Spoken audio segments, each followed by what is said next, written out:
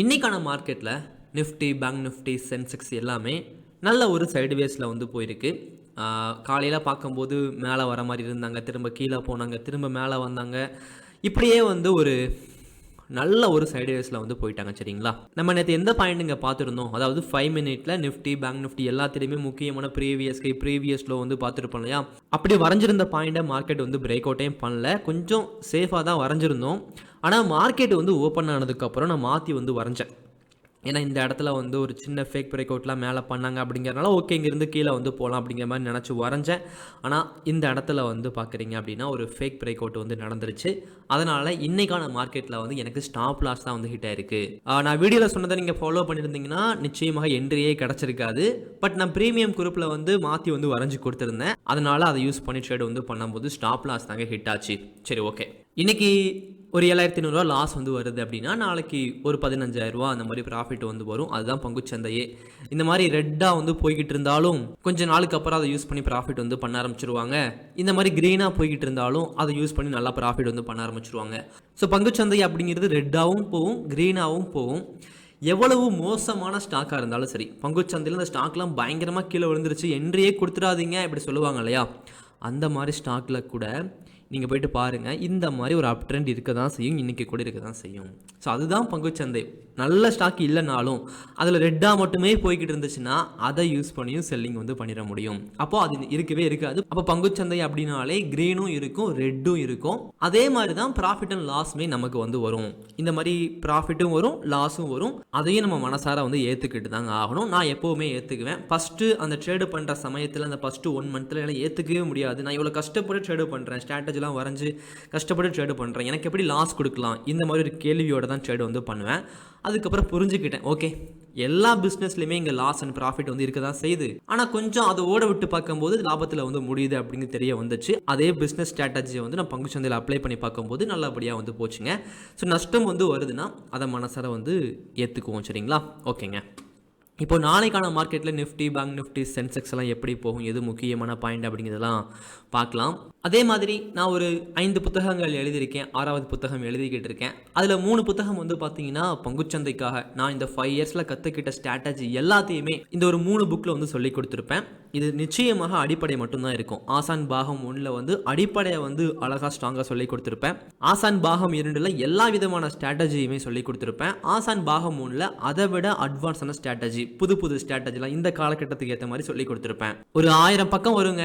ஆனால் நீங்கள் ட்ரேடிங் உலகத்துக்குள்ளே வந்துட்டீங்க அப்படின்னா அதெல்லாம் படிக்கும்போது ரொம்ப இன்ட்ரெஸ்ட்டாக இருக்கும், நகைச்சுவையாக இருக்கும், நம்ம பண்ணுற தப்பெல்லாம் திருத்திக்குவோம். அந்த மாதிரி தான் அந்த புத்தகம் வந்து உங்களை கூட்டிகிட்டு போகும். நீங்கள் ட்ரேடு பண்ணிக்கிட்டே டெய்லி ஒரு 10 பக்கம் படிக்கிறீங்க அப்படின்னா எந்த மிஸ்டேக்குமே பண்ணாமல் ட்ரேடை வந்து பண்ணுவீங்க. ஸோ நிறைய புத்தகங்கள் வந்து முடிஞ்சால் படிங்க. சரிங்களா, ஓகேங்க. இப்போ மார்க்கெட் எல்லாருமே சொல்கிறது என்னங்க, மார்க்கெட் ஆல் டைம் ஹையில் வந்து இருக்குது, எப்போ வேணாலும் கீழே வந்து விழுந்துடும், இப்படி பயங்காட்ட ஆரம்பிச்சிட்டாங்க. பட் 3வது டைம், அதாவது இங்கேருந்து ஆல் டைம் ஹை போயிட்டு திரும்ப போக ட்ரை பண்ணிவிட்டு திரும்பியும் போக ட்ரை பண்ணிவிட்டு திரும்ப லாஸ்ட் டைம் இப்போ வந்திருக்காங்க. அப்படிங்கிறனால அப்படிலாம் கீழே வந்து விழுறதுக்கான வாய்ப்பு டக்குன்னுலாம் இல்லை. அப்படி விழ போகுதுன்னா நல்ல ஒரு பையிங் பண்ண வச்சுட்டு தான் கீழே வந்து விழுவாங்க. அது ஒரு ஸ்ட்ராட்டஜி தான். ஸோ ஆல் டைம் ஹை வந்து பார்க்குறீங்க அப்படின்னா ரொம்ப பக்கத்தில் வந்து வந்துருச்சுங்க. 26,280 தான் ஆல் டைம் ஹை ஒன் டேயில். அதே மாதிரி ஒன் டேயில் வந்து முக்கியமான ப்ரீவியஸ் லோ அப்படின்னா 25,030. அதே மாதிரி 1 ஹவரில் முக்கியமான பாயிண்ட் அப்படின்னா இங்கேருந்து வந்து மேலே வந்து வர ஆரம்பிக்கிறாங்க இல்லையா? நிஃப்டியை பொறுத்த வரைக்கும் இதுவே ஒரு முக்கியமான ப்ரீவியஸ் ஹை தான். அதே மாதிரி இதுவே ஒரு முக்கியமான ப்ரீவியஸ் லோ தான். ஆனால் ஒன்று ஒரு கேப் அப்போ ஒரு கேப் டவுனோ கொடுத்துடக்கூடாது. அப்படி கொடுத்துச்சுன்னா இதெல்லாம் ரிமூவ் பண்ணிடுங்க. ரிமூவ் பண்ணிவிட்டு புதுசாக வந்து வரைங்க. இல்லை ஒரு கேப் அப் கொடுத்துட்டு இதே லைனுக்கு திரும்ப வந்துட்டு இந்த இடத்துல ஒரு ப்ளே நடத்திட்டு இப்படி மேலே வராங்கன்னா அதுக்கேற்ற மாதிரி ட்ரேடு வந்து பண்ண தெரியணும்.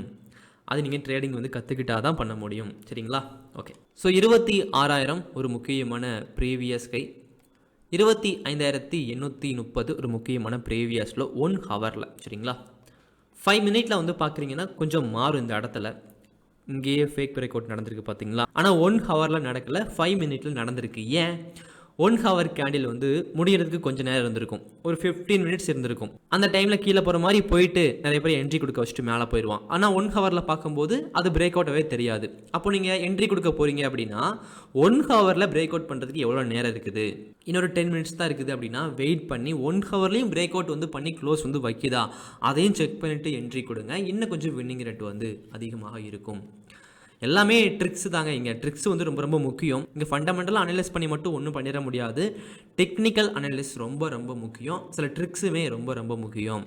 ஸோ 5 மினிட்ல வந்து பார்க்கும்போது 26,030 ஒரு முக்கியமான ப்ரீவியஸ் ஹை நிஃப்டியில்.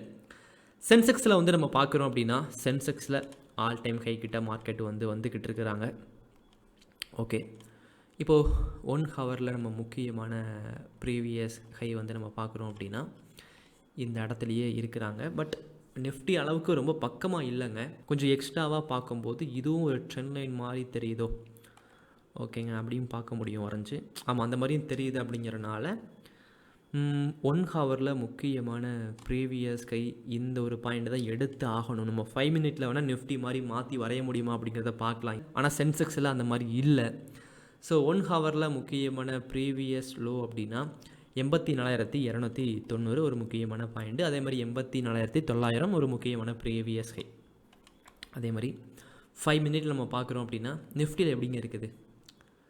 ஓகே, இந்த அளவு இருக்குது. சென்செக்ஸ்லேயும் அதே மாதிரி தான். ஓகே, ஓரளவு அதே மாதிரி வந்துருச்சு பார்த்தீங்களா. 5 மினிட்ல 84,970 ஒரு முக்கியமான பாயிண்டாக வந்து இருக்கும். இன்றைக்கி ஒரு நாள் சைடு வேஸில் போயிட்டாங்க, லாஸ் கொடுத்துருச்சு. நல்லபடியாக ட்ரேட் பண்ணி ப்ராஃபிட் வந்து பண்ண முடியல. ஓகே, ஏன்னா சைடு வேஸில் போயிருக்கு, லாஸ் கொடுத்துருக்கு.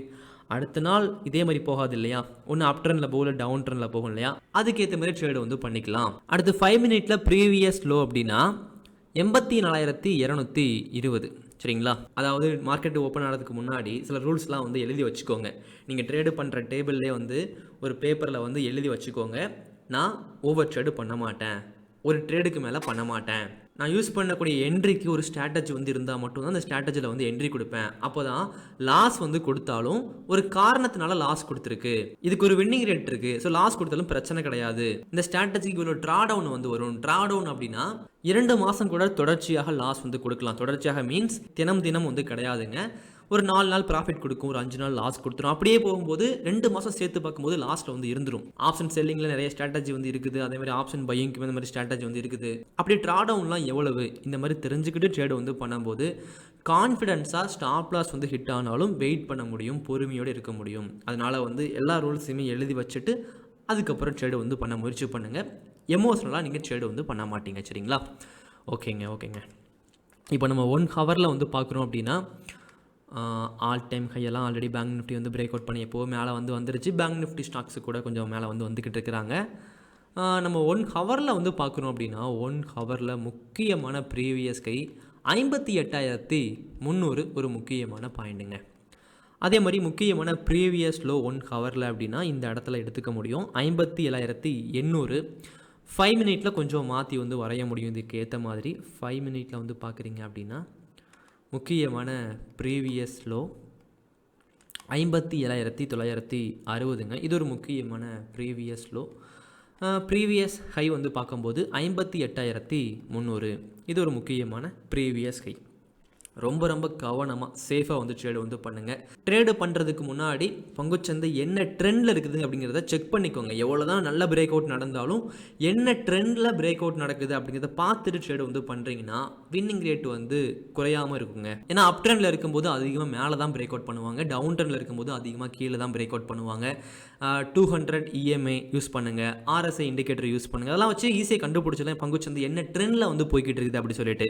ஓகேங்க, இந்த மாதிரி நிறைய விஷயங்களை நம்ம பார்க்கலாம், சொல்லித்தரேன். நாளைக்கான வீடியோவில் வந்து பார்க்கலாம். தேங்க்யூ.